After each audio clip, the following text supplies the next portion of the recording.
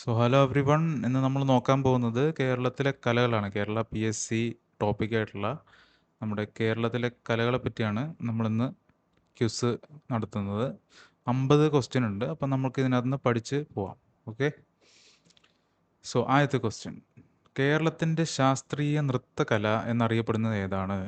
ശാസ്ത്രീയ നൃത്തകല കേരളത്തിൻ്റെ ഏതാണ്? കഥകളിയാണോ, മോഹിനിയാട്ടമാണോ, തെയ്യമാണോ, ഒപ്പനയാണോ? ഏതാണ്? മോഹിനിയാട്ടമാണ് കേരളത്തിൻ്റെ ശാസ്ത്രീയ നൃത്തകല. ഓക്കെ. ഇനി കഥകളിയുടെ പൂർവ്വരൂപമായി അറിയപ്പെടുന്ന കലാരൂപം ഏത്? കഥകളിയുടെ പൂർവ്വരൂപം എന്നറിയപ്പെടുന്ന കലാരൂപം ഏതാണ്? കൂടിയാട്ടമാണോ, കൃഷ്ണനാട്ടമാണോ, തുള്ളലാണോ, പടയണിയാണോ? ഏതാണ്? കൃഷ്ണനാട്ടമാണ്. ഓക്കെ. കൃഷ്ണനാട്ടമാണ് കഥകളിയുടെ പൂർവ്വരൂപമായി അറിയപ്പെടുന്ന കലാരൂപം.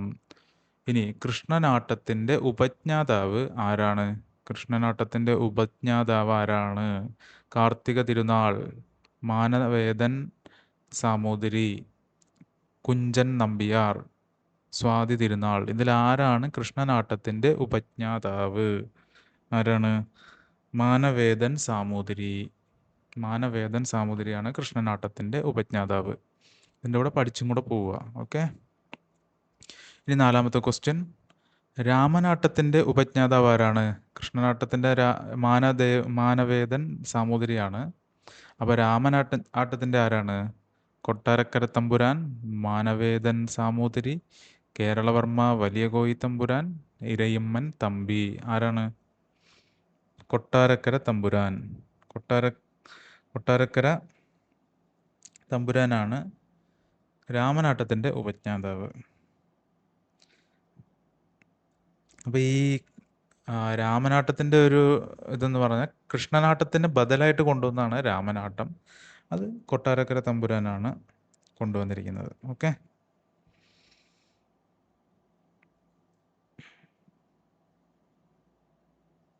അപ്പം എന്തായി നമ്മൾ പഠിച്ചത്? കൃഷ്ണനാട്ടം ആദ്യം മാനവേദൻ സാമൂതിരി കൊണ്ടുവരുന്നു.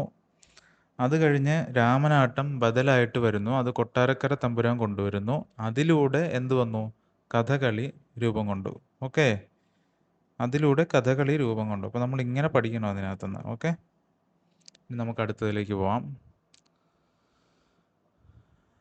ഇത് കൊട്ടാരക്കര തമ്പുരാൻ. ഓക്കെ. രാമനാട്ടം, കൊട്ടാരക്കര തമ്പുരാൻ. ഇനി അഞ്ചാമത്തത് കഥകളി. കണ്ടോ? കഥകളി ഇവോൾവ് ചെയ്ത് വന്നത് എവിടെ നിന്നാണെന്ന് ഇപ്പം നമ്മൾ പഠിച്ചല്ലോ. ഇനി കഥകളിയിലെ മുഖത്തെ പച്ച നിറം ഉണ്ടല്ലോ. പച്ച നിറം എന്തിനെ സൂചിപ്പിക്കുന്നു? പച്ച നിറം അസുരഭാവമാണോ? അത് കറുപ്പായിട്ട് വരും അല്ലേ, ചുട്ടിയും ഒക്കെ. സാത്വികതയും വീരത്വവും ആവാൻ സാധ്യതയുണ്ട്. ക്രൂരത, തമോ ഗുണം ഇതൊന്നുമല്ല. സാത്വികതയും വീരത്വവുമാണ് എന്ത്? കഥകളിയിലെ പച്ച നിറം സൂചിപ്പിക്കുന്നത്. ഇനി ആറാമത്തെ ക്വസ്റ്റ്യനിലേക്ക് പോവാം.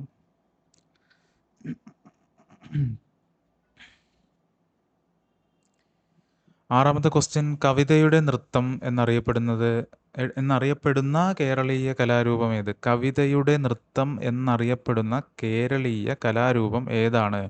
മോഹിനിയാട്ടം, ഓട്ടംതുള്ളൽ, കഥകളി, തിരുവാതിരകളി. ഇതിൽ കവിതയുടെ നൃത്തം എന്ന് ഏതാണ് അറിയപ്പെടുന്നത്? ഏതാണ്? ഓട്ടംതുള്ളലാണ് കവിതയുടെ നൃത്തം എന്നറിയപ്പെടുന്നത്. ഓട്ടംതുള്ളൽ. ലളിതമായ ഭാഷയാണ് ഇതിൽ ഉപയോഗിക്കുന്നത്. പിന്നെ കവിതാത്മകമായിട്ടുള്ള അവതരണവുമാണ് നമ്മുടെ ഓട്ടംതുള്ളലിൽ കണ്ടുവരുന്നത്. അതുകൊണ്ട് ഇത് കവിതയുടെ നൃത്തം എന്നറിയപ്പെടുന്നു. മോഹിനിയാട്ടത്തിൻ്റെ അടുത്ത ക്വസ്റ്റ്യൻ, ഏഴാമത്തെ ക്വസ്റ്റ്യൻ, മോഹിനിയാട്ടത്തിൻ്റെ പുനരുജ്ജീവനത്തിന് നേതൃത്വം നൽകിയ കവി ആരാണ്? മോഹിനിയാട്ടത്തിൻ്റെ പുനരുജ്ജീവനത്തിന് നേതൃത്വം നൽകിയ കവിയാണ് ആര്? കുമാരനാശാൻ, വള്ളത്തോൾ, ഉള്ളൂർ, ചങ്ങമ്പുഴ. ഇതിൽ ആരാണ്? വള്ളത്തോൾ നാരായണ മേനോനാണ് മോഹിനിയാട്ടത്തിൻ്റെ പുനരുജ്ജീവനത്തിന് നേതൃത്വം നൽകിയ കവി. ഓക്കെ. അപ്പോൾ 1930 ഇദ്ദേഹം സ്ഥാപിച്ച കേരള കലാമണ്ഡലം ഉണ്ടല്ലോ, അത് ഒക്കെ ഇതിൻ്റെയൊക്കെ ഒരു ആഫ്റ്റർ എഫക്റ്റ് ആയിട്ട് വന്നതാണ്. ഓക്കെ. ഇനി എട്ടാമത്തെ ക്വസ്റ്റ്യൻ, കേരള കലാമണ്ഡലം സ്ഥാപിച്ചത് ആരാണ്? കേരള കലാമണ്ഡലം സ്ഥാപിച്ചത് ആരാണെന്ന് ഇപ്പോൾ അറിയാലോ, എല്ലാവർക്കും അറിയാലോ. എന്ന് പറഞ്ഞേ, ആരാണ്? വള്ളത്തോൾ നാരായണ മേനോൻ. ഇനി 9ാമത്തെ ക്വസ്റ്റ്യൻ, കേരള കലാമണ്ഡലം സ്ഥിതി ചെയ്യുന്നത് എവിടെയാണ്? കേരള കലാമണ്ഡലം സ്ഥിതി ചെയ്യുന്നത് എവിടെയാ? തിരുവനന്തപുരം, ചെറുതുരുത്തി, കോട്ടയം, കോഴിക്കോട്. എവിടെയാ? ചെറുതുരുത്തി. ഓക്കെ. ഇനി യുനെസ്കോയുടെ മാനവരാശിയുടെ അമൂർത്ത സാംസ്കാരിക പൈതൃക പട്ടികയിൽ ഇടം നേടിയ കേരളീയ കലാരൂപം ഏതാണ്? യുനെസ്കോയുടെ ഈ സാംസ്കാരിക പൈതൃക പട്ടികയിൽ ഇടം നേടിയ കേരളീയ കലാരൂപം ഏത്? തെയ്യം, കൂടിയാട്ടം, ഒപ്പന, കോൽക്കളി. ഏതാണ്? കൂടിയാട്ടം. ഈ കൂടിയാട്ടത്തിന് വളരെ പ്രാധാന്യമുണ്ട് കേട്ടോ. കാരണം ഒരുപാട് റെക്കോർഡുകളും ഒരുപാട് പൈതൃകങ്ങളും അടങ്ങിയ ഒരു നൃത്തരൂപമാണ് കൂടിയാട്ടം. ഓക്കെ. അതുകൊണ്ട് കൂടിയാട്ടം കുറച്ച് ഇമ്പോർട്ടൻസ് നിങ്ങൾ കൊടുക്കണം. അതായത് കൂടിയാട്ടത്തിന് ഒരു പ്രത്യേകത എന്ന് പറഞ്ഞത് 2001 യുനെസ്കോ അംഗീകരിച്ച ഇന്ത്യയുടെ ഒരു ആദ്യ അമൂർത്ത സാംസ്കാരിക പൈതൃക കലാരൂപമാണ് ഇത്. കൂടിയാട്ടം 2001 അംഗീകരിച്ചു. ഓക്കെ. ഇനി ലോകത്തിലെ ഏറ്റവും പഴക്കം ചെന്ന സംസ്കൃത നാടകവേദി എന്നറിയപ്പെടുന്ന കലാരൂപം ഏത്? ലോകത്തിലെ ഏറ്റവും പഴക്കം ചെന്ന സംസ്കൃത നാടകവേദി എന്നറിയപ്പെടുന്ന കലാരൂപം ഏതാണ്? ഏതാണ്? അതും കൂടിയാട്ടമാണ്. ഓക്കെ. അതാണ് ഞാൻ പറഞ്ഞത്, കൂടിയാട്ടം ഇമ്പോർട്ടൻ്റ് ആണ്. നമ്മൾ ഇതൊക്കെ ഇതിൽ കൂടെ ഈ ക്വിസിൽ കൂടെ പഠിച്ച് പോകണം. ലോകത്തിലെ ഏറ്റവും പഴക്കം ചെന്ന സംസ്കൃത നാടകവേദിയാണ് കൂടിയാട്ടം. യുനെസ്കോയുടെ മാനവരാശിയുടെ അമൂർത്ത സാംസ്കാരിക പൈതൃക പട്ടികയിൽ ഇടം നേടിയ 2001 കേരള കലാരൂപമാണ് കൂടിയാട്ടം. ഓക്കെ. ഇനി അടുത്ത ക്വസ്റ്റ്യൻ, 12ാമത്തെ ക്വസ്റ്റ്യൻ. അടുത്തതും കൂടിയാട്ടം പ്രധാനമായും അവതരിപ്പിക്കുന്നത് എവിടെയാണ്? കൂടിയാട്ടം പള്ളികളിലാണോ, ക്ഷേത്രങ്ങളിലെ കൂത്തമ്പലങ്ങളിലാണോ, രാജകൊട്ടാരങ്ങളിലാണോ, അതോ തുറസായ വേദികളിലാണോ? പണ്ടൊക്കെ നമ്മളറിഞ്ഞല്ലോ സംസ്കൃത നാടകവേദി. ഇതൊക്കെ തുറസായ സ്ഥലത്തൊക്കെ പണ്ട് കാണാൻ പറ്റുമോ? പറ്റില്ല. രാജകൊട്ടാരങ്ങളിൽ ചിലപ്പോൾ കണ്ടേക്കാം. എന്നാലും രാജാക്കന്മാരും കൂടുതൽ പ്രാധാന്യം കൊടുക്കുന്നത് ക്ഷേത്രങ്ങളിൽ തന്നെ വന്ന് കാണാനും ക്ഷേത്രങ്ങളിൽ നടത്താനുമാണ്. അതുകൊണ്ട് ക്ഷേത്രങ്ങളിലെ കൂത്തമ്പലങ്ങളിലാണ് കൂടിയാട്ടം പ്രധാനമായും അവതരിപ്പിക്കുന്നത്. ഓക്കെ. ഇനി അടുത്ത ക്വസ്റ്റ്യൻ നോക്കാം. ചാക്യാർകൂത്ത് അവതരിപ്പിക്കുന്നത് സാധാരണ ആരാണ്? ചാക്യാർകൂത്ത് സാധാരണ ഇപ്പോൾ ആരാ അവതരിപ്പിക്കാൻ സാധ്യത ഇതിനകത്ത്? നമ്പ്യാർ അവതരിപ്പിക്കുമോ? പുലവറും വേലരും ഒക്കെ അവതരിപ്പിക്കുമോ? ചാക്യാർ ഇവിടെ ഉണ്ടല്ലോ. അപ്പോൾ ചാക്യാർകൂത്ത് ചാക്യാർ തന്നെയാണ് അവതരിപ്പിക്കുന്നത്. ഇനി അടുത്ത ക്വസ്റ്റ്യൻ. ഓട്ടംതുള്ളലിൻ്റെ ഉപജ്ഞാതാവ് ആരാണ്? ഓട്ടംതുള്ളലിൻ്റെ ഉപജ്ഞാതാവ് കുഞ്ചൻ നമ്പ്യാറാണ് ഓട്ടംതുള്ളലിൻ്റെ ഉപജ്ഞാതാവ്. ഇദ്ദേഹം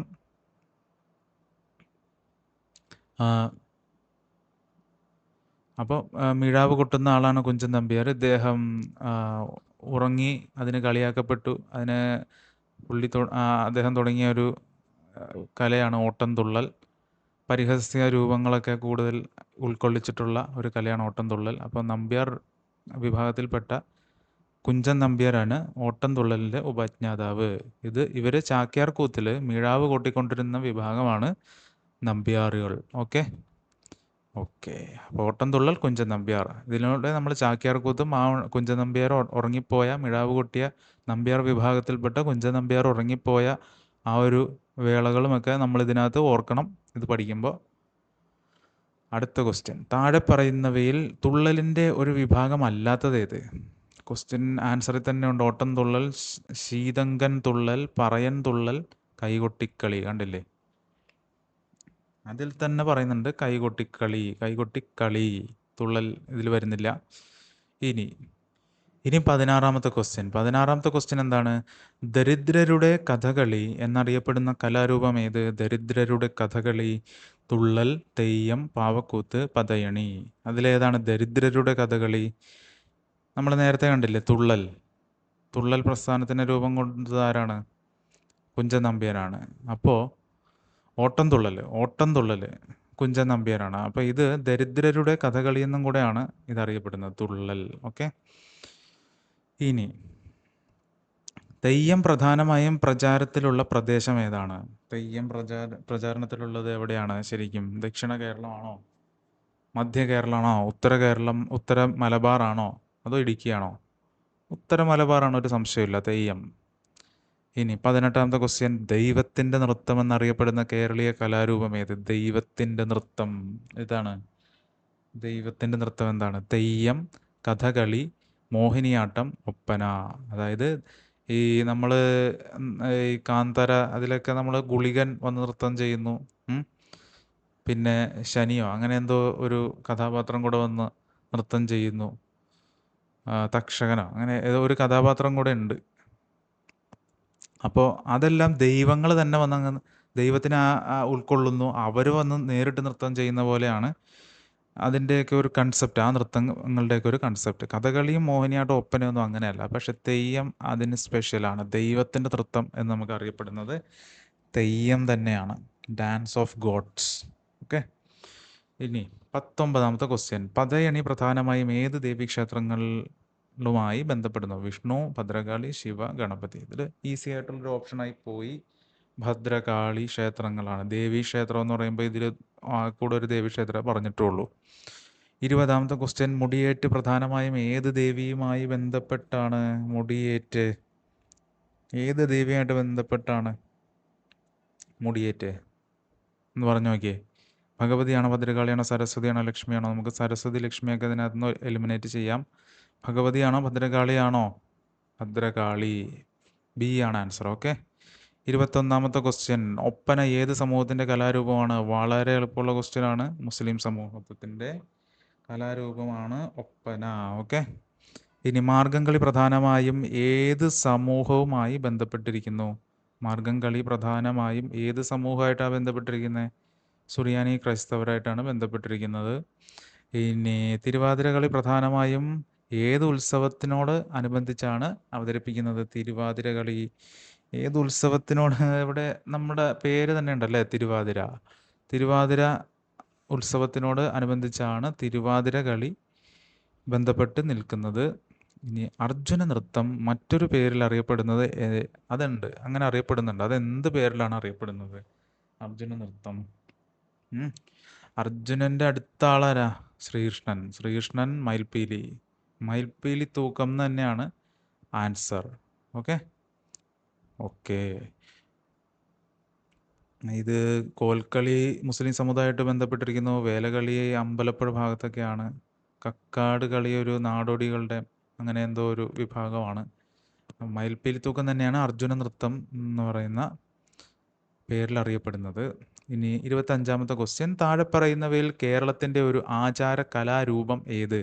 കഥക് നോർത്ത് ഇന്ത്യ, ഭരതനാട്യം തമിഴ്നാട്, മുടിയേറ്റ് കേരളം. മുടിയേറ്റാണ് ആൻസർ. കുച്ചുപ്പുടി ആന്ധ്രയല്ലേ? ആന്ധ്രയാണോ കർണാടകയാണോ ഒന്ന് പറഞ്ഞേ. ആന്ധ്രയാണെന്നാണ് വിചാരം. ഇനി നമുക്ക് 26ാമത്തെ ക്വസ്റ്റ്യനിലേക്ക് പോവാം.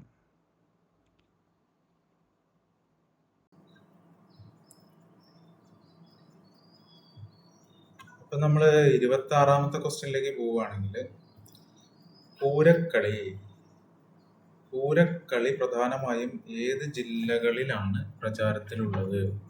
പൂരക്കളി തിരുവനന്തപുരം, കൊല്ലം, കണ്ണൂർ, കാസർഗോഡ്, കോട്ടയം, പത്തനംതിട്ട, എറണാകുളം, ഇടുക്കി. ഇതിലേതാണ് പൂരക്കളി?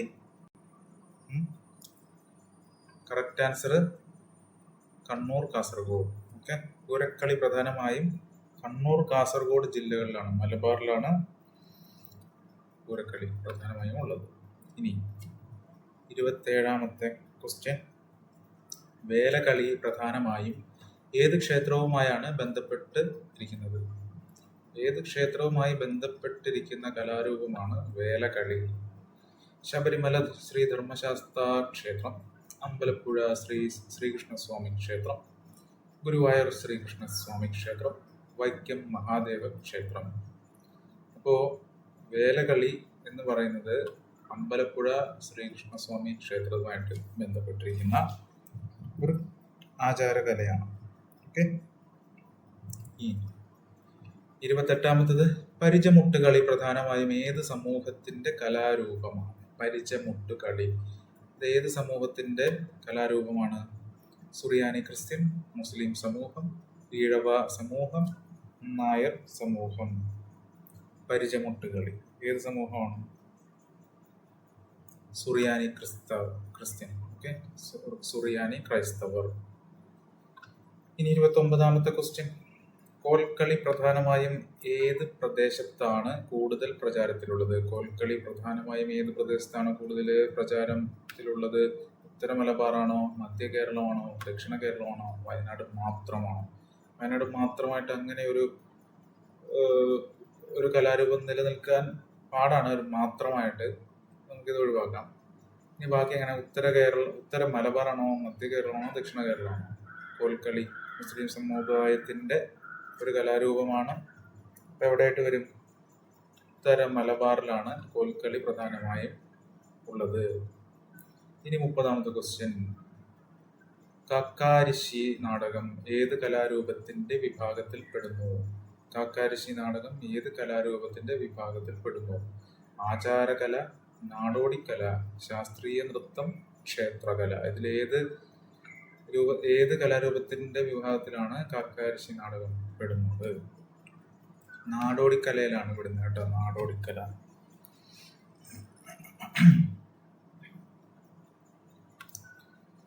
ഇനി പാവക്കൂത്ത് പ്രധാനമായും ഏത് ക്ഷേത്രോത്സവവുമായി ബന്ധപ്പെട്ടിരിക്കുന്നു? പാവക്കൂത്ത് താലപ്പൊലി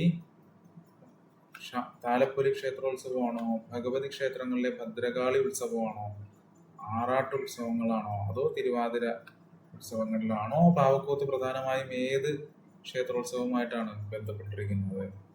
ഭഗവതി ക്ഷേത്രങ്ങളിലെ ഭദ്രകാളി ഉത്സവമായിട്ടാണ് പാവക്കൂത്ത് ബന്ധപ്പെട്ടിരിക്കുന്നത്. ഓക്കെ. ഇനി 32ാമത്തെ ക്വസ്റ്റ്യൻ. കേരളത്തിലെ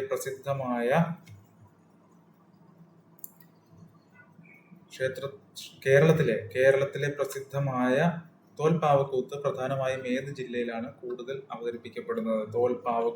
പാവക്കൂത്തൊക്കെ ഏത് ഭാഗങ്ങളിലായിരിക്കും? നമ്മൾ കൂടുതൽ പോകുമ്പോൾ ഈ തലയാട്ടുന്ന പാവകളും ഇത് കൂടുതൽ നമ്മുടെ കേരളത്തിൽ കണ്ടുവരുന്നത് പാലക്കാട് ഭാഗത്താണ്. അപ്പോൾ പാവക്കൂത്ത്, അങ്ങനത്തെ തോൽപ്പാവക്കൂത്ത്, അങ്ങനത്തെയൊക്കെ കലകൾ കണ്ടുവരുന്നത് പാലക്കാടാണ്.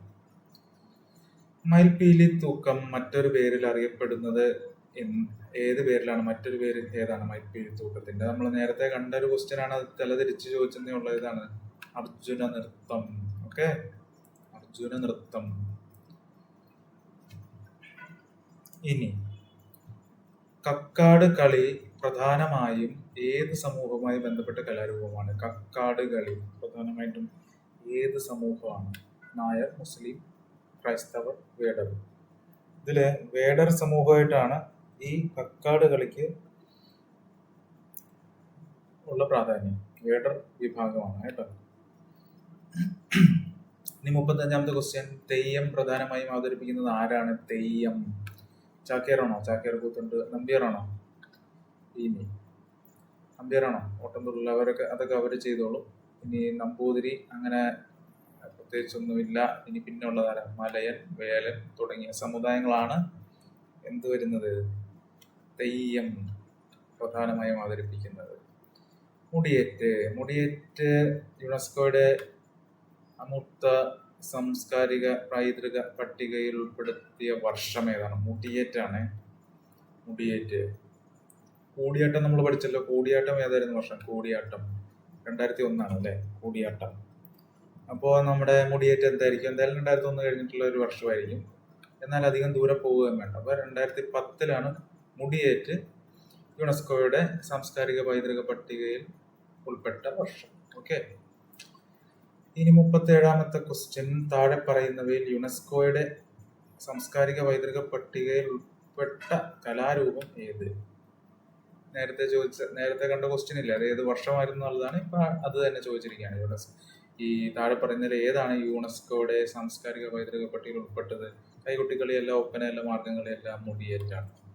ഓക്കെ, മുടിയേറ്റ് തന്നെയാണ്. ഇനി ഒപ്പന പ്രധാനമായും ഏത് അവസരത്തിലാണ് അവതരിപ്പിക്കുന്നത്? ഇതൊക്കെ നിങ്ങൾക്ക് വളരെ എളുപ്പം ആൻസർ ചെയ്യാം. ഏത് അവസരത്തിലാണ്? വിവാഹ ചടങ്ങുകളിലാണ് അവതരിപ്പിക്കുന്നത്. ഇനി 39ാമത്തെ ക്വസ്റ്റ്യൻ. കൈകൊട്ടിക്കളിയുടെ മറ്റൊരു പേര് എന്താണ്? കൈകൊട്ടിക്കളിയുടെ മറ്റൊരു പേര് എന്താണ്? തിരുവാതിരക്കളി, കോൽക്കളി, വട്ടക്കളി, വേലക്കളി. ഇതിലേതാണ് കൈകൊട്ടിക്കളിയുടെ മറ്റൊരു പേര്? തിരുവാതിരക്കളി അല്ലേ. കൈകൊട്ടി വട്ടം കൂടി നിന്നാണ് കളിക്കുന്നത് തിരുവാതിരക്കളി, കൈകൊട്ടിക്കളി എന്ന് പറയുന്നത്.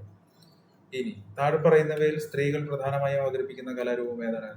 വേലകളി, കഥകളി, മോഹിനിയാട്ടം, ചാക്യാർകൂത്ത്. പ്രധാനമായ സ്ത്രീകൾ അവതരിപ്പിക്കുന്നത് ഇതില് മോഹിനിയാട്ടമാണ്. ഓക്കെ.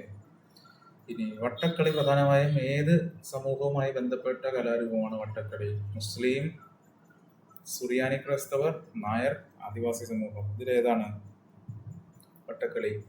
സുറിയാനി ക്രൈസ്തവർ ആണ്. ഓക്കെ. ഇനി ചാക്യാർകൂത്ത് ഏത് ഭാഷയിലാണ് പ്രധാനമായും അവതരിപ്പിക്കുന്നത്? മലയാളമാണോ, സംസ്കൃതവും മലയാളവും ചേർന്ന മണിപ്രവാളമാണോ, തമിഴാണോ, പ്രാകൃത ഭാഷയിലാണോ? ഇത് വളരെ പുരാതന ഭാഷയാണ്. അപ്പോൾ അതുകൊണ്ട് അതല്ല, തമിഴ് എന്തായാലും അല്ല. മലയാളം ആവാൻ സാധ്യത ഉണ്ടെങ്കിലും സംസ്കൃതവും മലയാളവും ചേർന്ന മണിപ്രവാളമാണ് ആൻസർ. കാരണം ചാക്യാർകൂത്താണ്.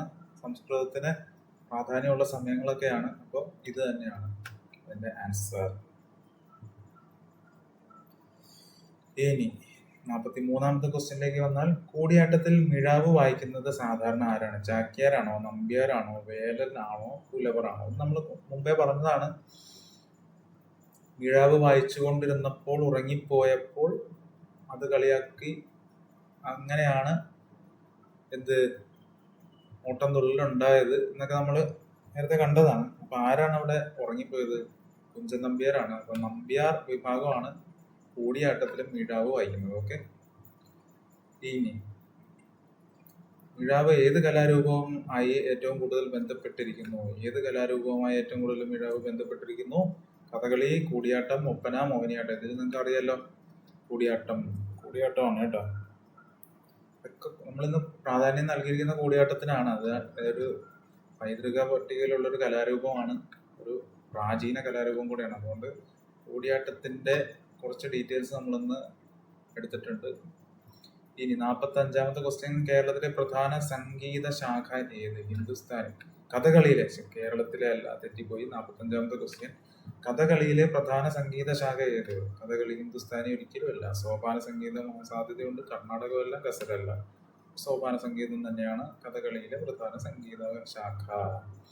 ഇനി കഥകളിയിൽ മുഖത്ത് പച്ച നിറം ഉപയോഗിക്കുന്നത് ആരെ സൂചിപ്പിക്കുന്നതാണ്? നമ്മൾ നേരത്തെ കണ്ട ക്വസ്റ്റ്യൻ അതേ റിപ്പറ്റീഷൻ ആണിത്. എന്നാലും നോക്കുക, പച്ച നിറം ഉപയോഗിക്കുന്നത് ആരെ സൂചിപ്പിക്കാനാ? ദുഷ്ട കഥാപാത്രമല്ല, സ്ത്രീ കഥാപാത്രമല്ല, ഹാസ്യ കഥാപാത്രമല്ല. ഏതാണ്?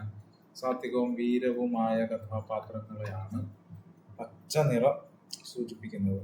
ഓക്കെ. ഇനി കേരള കലാമണ്ഡലം സ്ഥാപിതമായ വർഷം. ആരാണ് കേരള കലാമണ്ഡലം സ്ഥാപിതമായ വർഷം? ആ സമയത്ത് പ്രധാന ആ റോള് വഹിച്ചത് വള്ളത്തോൾ നാരായണ മേനോനാണ്. അപ്പോൾ 1930 അതിന്റെ കറക്റ്റ് ആൻസർ. 1930 correct answer.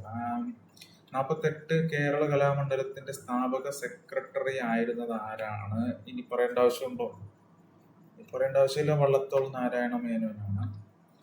ഇനി 49ാമത്തെ ക്വസ്റ്റ്യൻ, താഴെ പറയുന്നവയിൽ കേരളത്തിന്റെ നാടോടി കലാരൂപം ഏത്? നമ്മൾ നേരത്തെ കണ്ടൊരു ക്വസ്റ്റ്യന്റെ ഒരു റെപ്പറ്റീഷൻ ആണ്, വേറെ രീതിയിൽ ചോദിച്ചതേ ഉള്ളൂ. നോക്കിക്കേ, കഥകളിയാണോ, മോഹിനിയാട്ടമാണോ, കാക്കാരിശി നാടകമാണോ, അതോ കൂടിയാട്ടമാണോ? നമുക്ക് കഥകളി ക്ലാസിക്കൽ, മോഹിനിയാട്ടം ക്ലാസിക്കൽ, കക്കാരിശി നാടകം നാടോടികളുടെയാണ് കേട്ടോ. കൂടിയാട്ടം ഓൾറെഡി യുനെസ്കോ പൈതൃക പട്ടികയിലുള്ളതാണ്. അപ്പൊ ഇതാണ് എന്ത്? കേരളത്തിലെ നാടോടി കലാരൂപം. ഇനി 50ാമത്തെ അവസാനത്തെ ആയിട്ടുള്ള ക്വസ്റ്റ്യൻ, കുഞ്ചൻ നമ്പ്യാർ ഏത് കലാരൂപത്തിന്റെ ഉപജ്ഞാതാവാണ്? എല്ലാവർക്കും എളുപ്പത്തിൽ കണ്ടുപിടിക്കാവുന്നതാണ്. കുഞ്ചൻ നമ്പ്യാർ ഏത് കലാരൂപത്തിന്റെ ഉപജ്ഞാതാവാണ്? ഓട്ടം തുള്ളൽ. അപ്പോ നമ്മളിന്ന് 50 നൃത്തവും ക്ലാസിക്കൽ കലാരൂപങ്ങളായിട്ടുള്ള 50 ക്വസ്റ്റ്യൻ നമ്മളിന്ന് കവർ ചെയ്തു. ഇതിൽ കൂടുതൽ കൂടിയാട്ടത്തിന് ഇമ്പോർട്ടൻസ് കൊടുത്തിട്ടുണ്ട്. കഥകളിക്ക് കുറച്ച് കൂടുതലും അത് പ്രാധാന്യങ്ങൾ കൊടുത്തിട്ടുണ്ട്. പിന്നെ കുറച്ച് നാടോടി, പിന്നെ തെയ്യം, അങ്ങനെ കുറച്ച് കലാരൂപങ്ങളും എല്ലാം ഇതിൽ ഡിസ്കസ് ചെയ്തിട്ടുണ്ട്. പിന്നെ കേരള കലാമണ്ഡലം, അതിനോടനുബന്ധിച്ചുള്ള അത് സ്ഥാപിതമായ വർഷം, അതിന് പിന്നിൽ പ്രവർത്തിച്ച ആൾക്കാർ, അതെല്ലാം നമുക്ക് ഈ ക്വിസിലൂടെ പഠിക്കാൻ പറ്റും. അപ്പോൾ മറ്റൊരു ക്വിസുമായി നാളെ വരാം. അപ്പോൾ ഇന്നത്തേക്ക് ബൈ.